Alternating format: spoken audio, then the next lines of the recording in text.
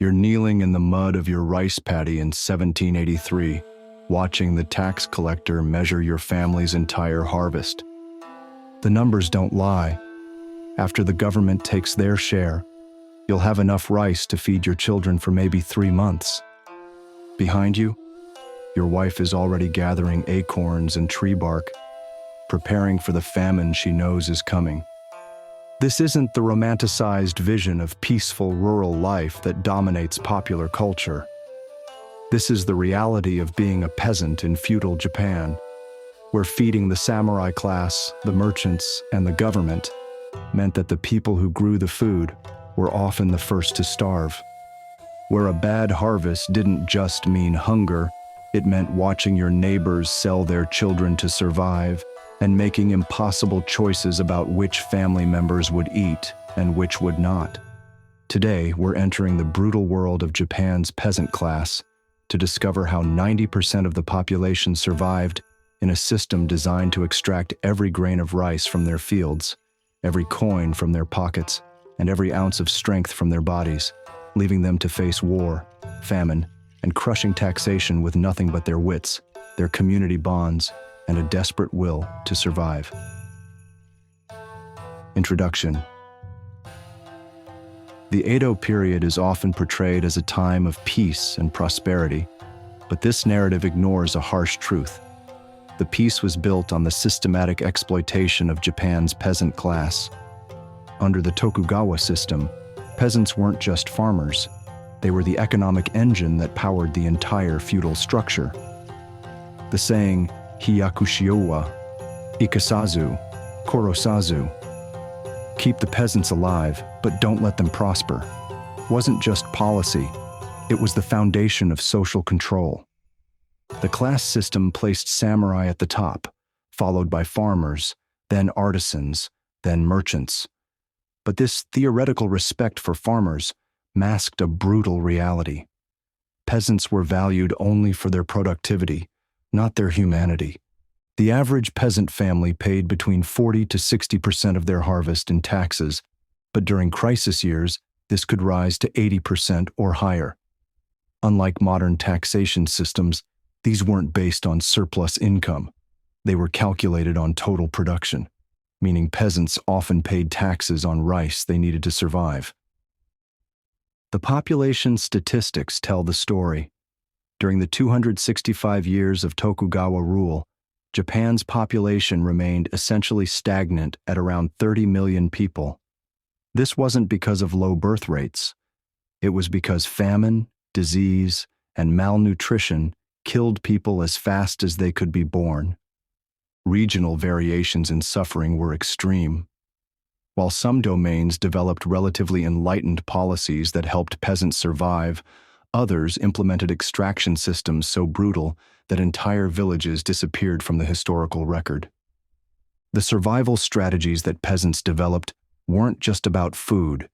They were comprehensive systems of mutual aid, resource management, and collective resistance that allowed communities to endure conditions that would destroy individual families. But the cost was measured in human terms that official records rarely captured.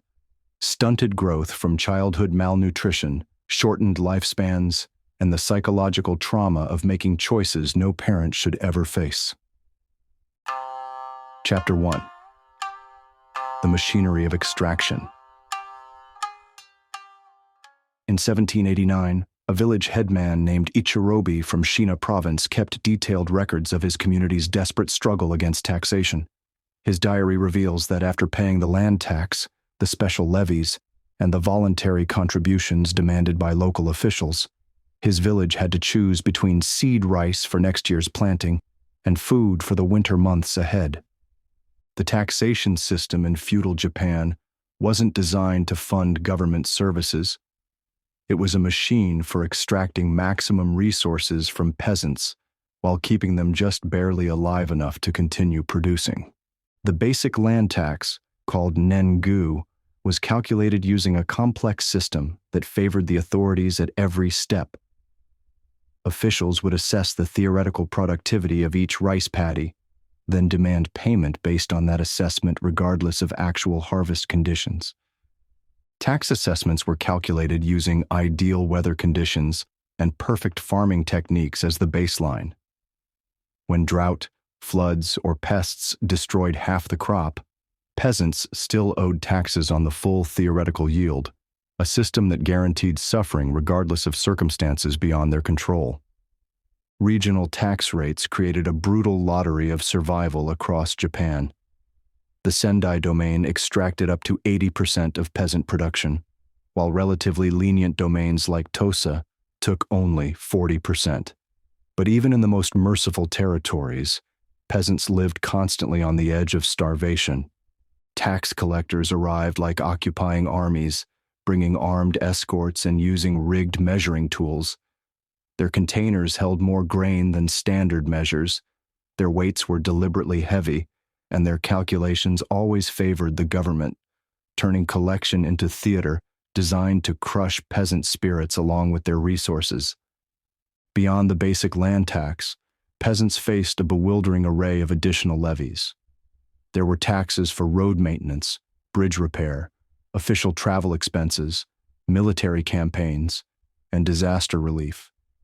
Ironically, the last often collected from the very people who needed disaster relief themselves. The voluntary contribution system allowed officials to demand additional payments for virtually any reason. Celebrating a new shogun's ascension, funding a local official's promotion ceremony, or contributing to temple repairs, all became excuses for extracting more resources from already desperate communities. Payment schedules were deliberately harsh. Taxes were due immediately after harvest, before peasants could properly assess their own survival needs. This forced families to make immediate decisions about how much rice to keep for food versus how much to pay in taxes. The currency requirements created additional burdens. Some taxes had to be paid in rice, others in coins, still others in specific commodities like silk or handicrafts. Peasants had to navigate complex exchange rates and markets while dealing with merchants who knew they were desperate sellers.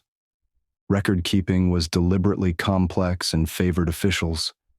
Peasants who couldn't read or write had to rely on village headmen or scribes who might be corrupt or incompetent. Errors in tax records almost always favored the collectors. The punishment for tax resistance was swift and brutal. Officials could seize property, arrest family members, or impose additional penalties that made future survival even more difficult. The threat of collective punishment meant entire villages could be held responsible for individual tax shortfalls.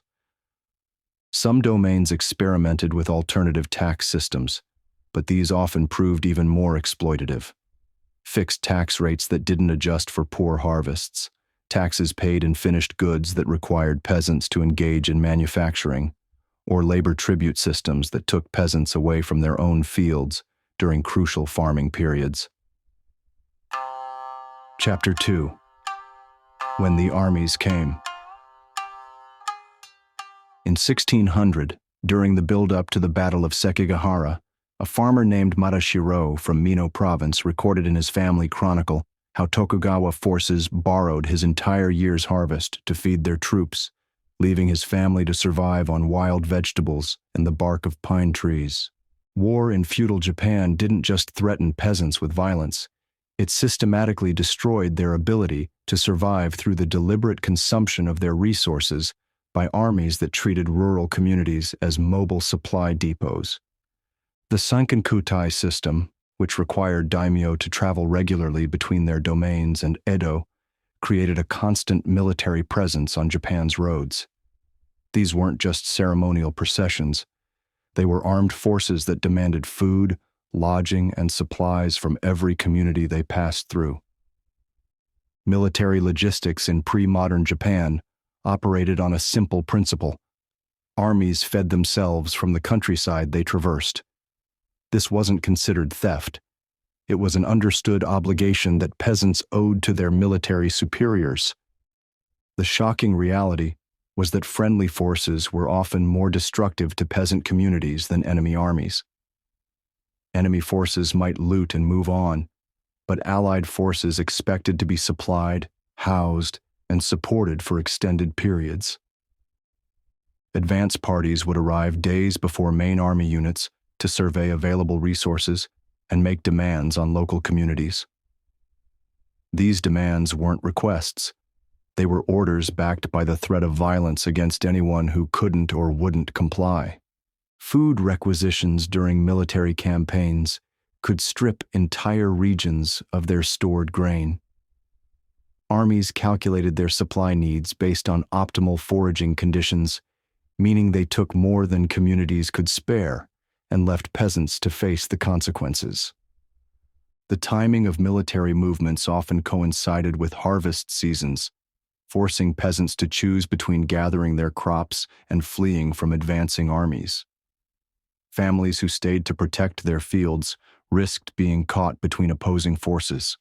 Livestock requisitions were particularly devastating because they destroyed long-term agricultural capacity. Armies needed horses for cavalry and transport, but they also consumed peasant oxen and draft animals that were essential for farming operations.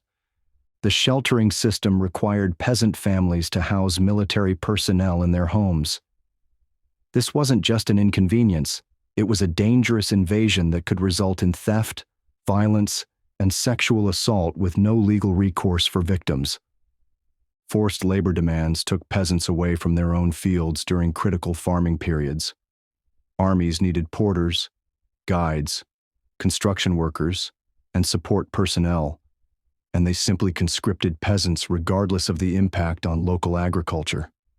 The infrastructure destruction that accompanied military campaigns had lasting impacts on peasant communities. Burned bridges, destroyed roads, and damaged irrigation systems could cripple agricultural productivity for years after armies had moved on. Even during peacetime, the threat of military requisitions shaped peasant survival strategies. Communities developed hidden storage systems, alternative trade routes, and evacuation plans that could be implemented when armies approached. Regional variations in military impact depended largely on strategic geography. Communities along major highways and near strategic passes suffered regular military exploitation, while remote villages might go years without seeing armed forces.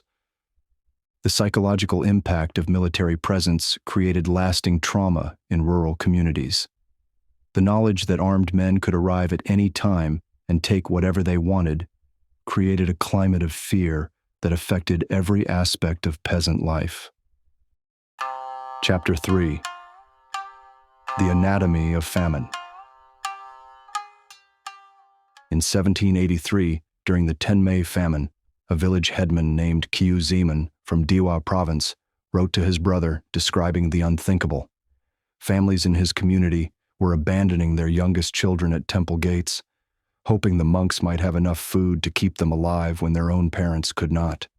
Famine in feudal Japan revealed the mathematical brutality of a system that left peasants with no margin for survival, where a single bad harvest could trigger a cascade of choices that destroyed communities and families alike. The Tenmei famine of 1782 to 1788 began with Mount Asama's eruption, which covered northern Japan in ash and poisoned crops for multiple growing seasons. But volcanic activity was merely the spark. The underlying fuel was a taxation system that had already stripped peasants of any reserves to weather disaster. When rice ran out, families turned to what they called famine foods, a grim catalog of barely edible materials that could postpone death but rarely prevented it. They peeled bark from pine and oak trees, grinding it into a bitter powder that could be mixed with water into a paste that filled stomachs without providing real nutrition. Wild grass became a core, though many varieties caused violent stomach cramps and diarrhea that weakened people further. Acorns could be processed into a starchy meal, but the tannins had to be leached out through repeated soaking, a time-consuming process that desperate families often skipped, resulting in poisoning that killed as surely as starvation. Women would scour mountainsides for roots, often risking their lives on dangerous slopes to dig up anything that might be edible. Some roots looked similar to wild potatoes, but were actually toxic, mistakes that led to agonizing deaths for entire families. The social breakdown during famines revealed the desperate calculations that peasant families made to survive. Parents would abandon infants they couldn't feed, hoping the babies might be found and cared for by someone with more resources. Child selling became common during severe famines, with desperate parents essentially indenturing their children to merchants or urban families in exchange for immediate food or money. These transactions were presented as temporary arrangements, but children rarely returned home. Migration during famines created massive refugee movements that overwhelmed urban areas and spread disease. Starving peasants would walk hundreds of kilometers looking for food or work, often dying along the roads. The rice price speculation that accompanied famines showed how merchants profited from peasant suffering.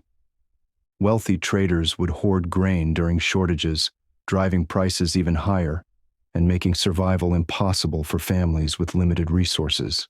Village-level survival strategies during famines included communal cooking systems that maximized the nutritional value of limited food supplies, shared childcare arrangements that concentrated resources on the most viable children, and collective bargaining with authorities for tax relief or emergency supplies.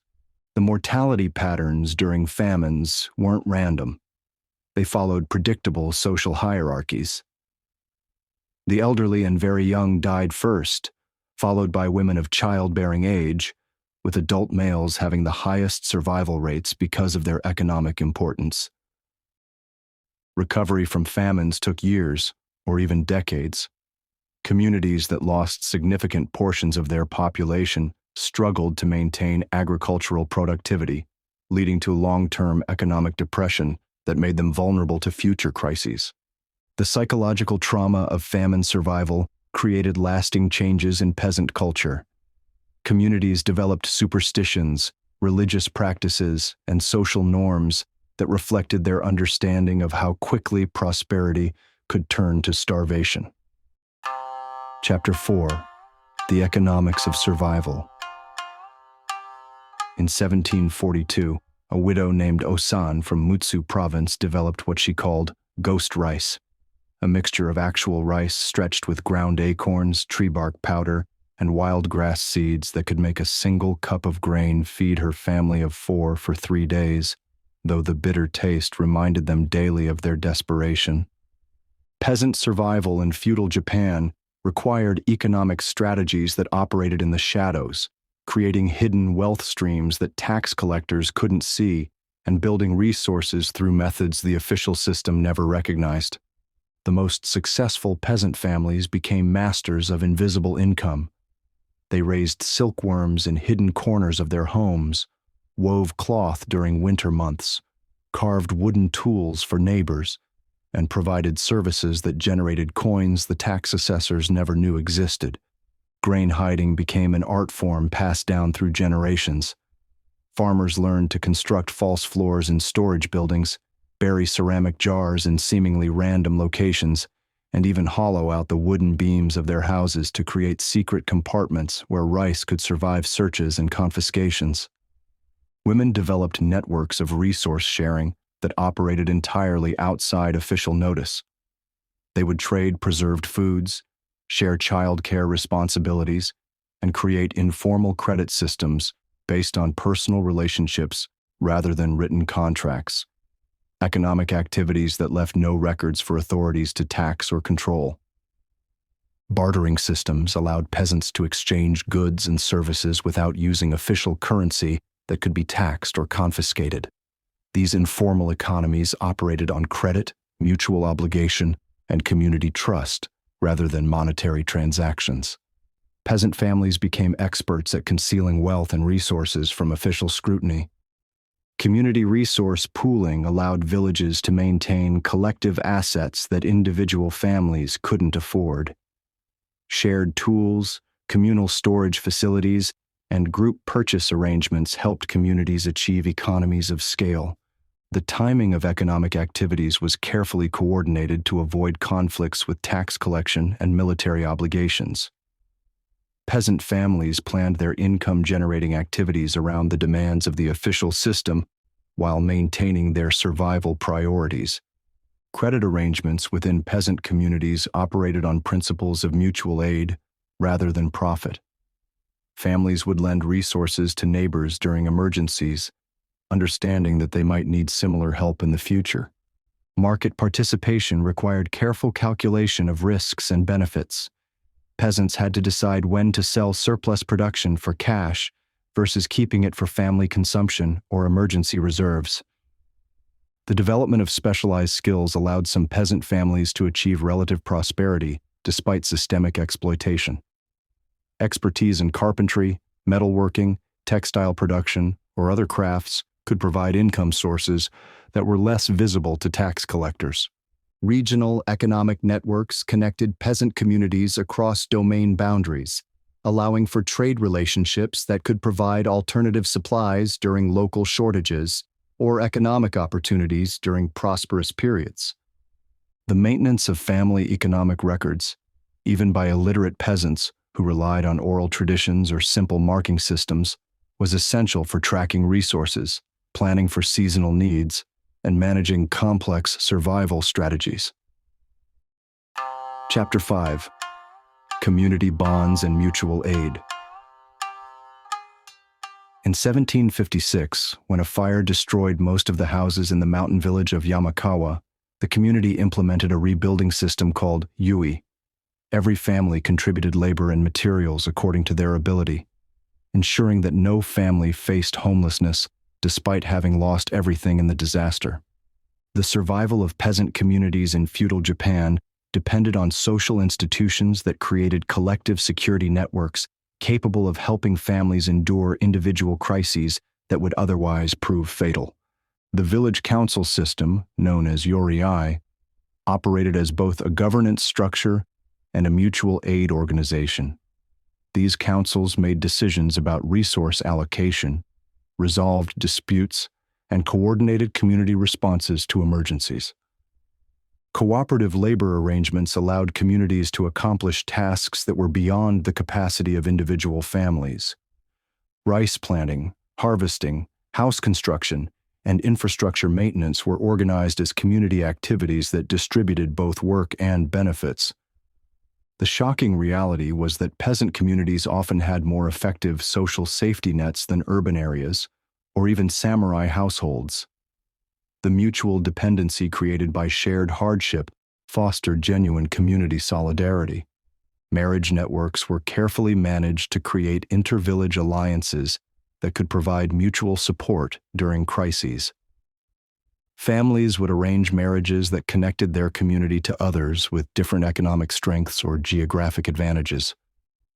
Religious institutions served as community resource centers that went far beyond spiritual functions.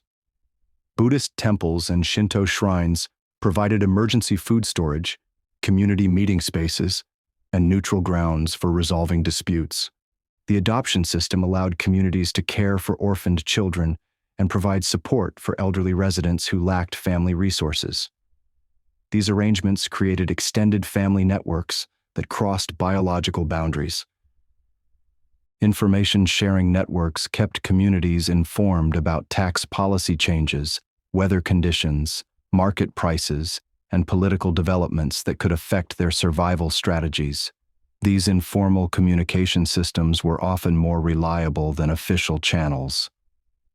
Conflict resolution mechanisms prevented internal disputes from destroying community solidarity during times when unity was essential for survival.